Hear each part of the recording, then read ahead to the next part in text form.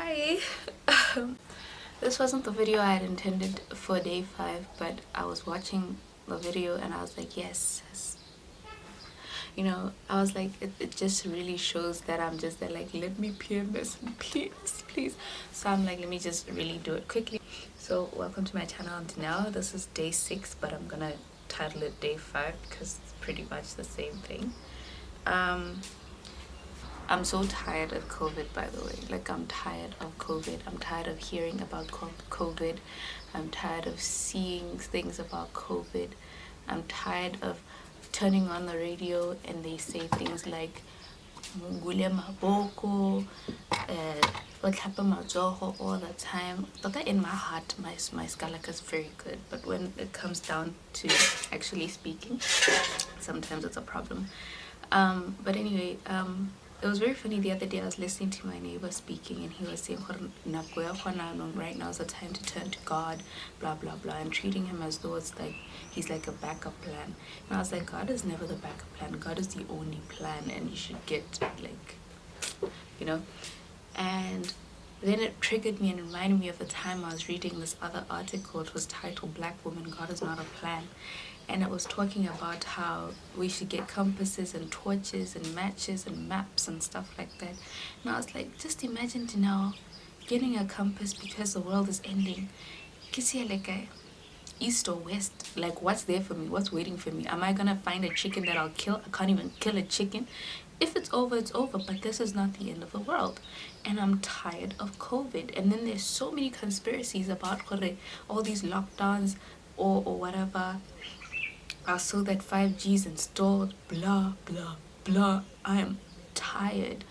And I was just there like, we're focusing on the wrong thing, and all this is blowing us away, and it's causing a lot of fear, and fear does not belong in Christians. And when I said this on the phone yesterday, that fear doesn't belong in Christians, my friend told me, I only say this because I'm a Christian and I have faith. And I'm like, of course I have faith because I know who I believe in.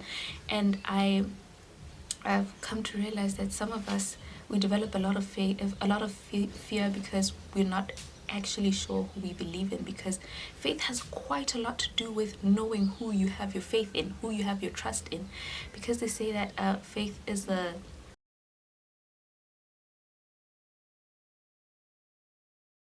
if Moses didn't know who God was, when he got to the Red Sea with the children of Israel, so many people behind him, and they were all like, he would have like crumbled, but he was chilling because he knew that God would show up, because he knew who he had his faith in. If Abraham was promised a son who he hadn't had a child, well, of promise, and when Isaac came and God was like, come give me Isaac, come sacrifice Isaac, and he didn't know who God was, he wouldn't have went and sacrificed him, but he knew who God was and he trusted God, and he went up to that mountain, and there was another sacrifice waiting there. And if Shadrach, Meshach, and Abednego didn't know who God was, they wouldn't have been like, no, I'm not gonna bow down to other gods, and they would have like bowed down, but they knew who their trust was in, and he was with them in that fire. Let's go to Jesus.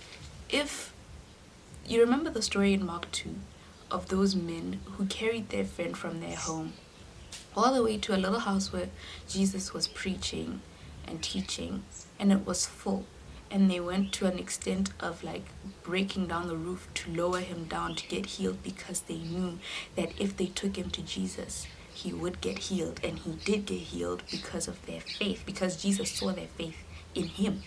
Now, that is faith. That is knowing who you have your faith in. It's like a whole lot to do with faith.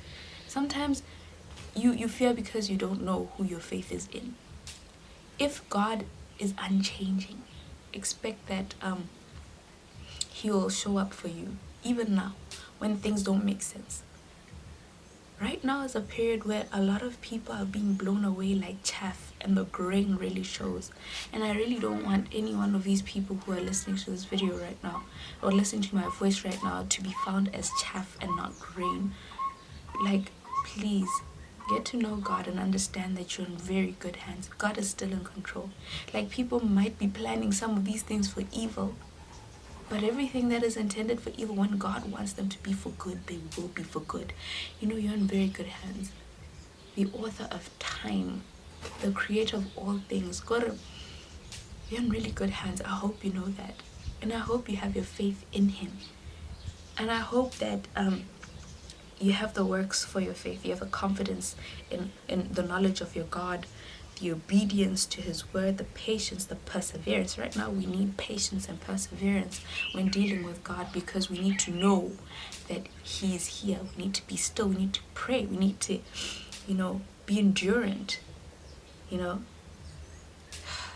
So right now I'm very much so at peace.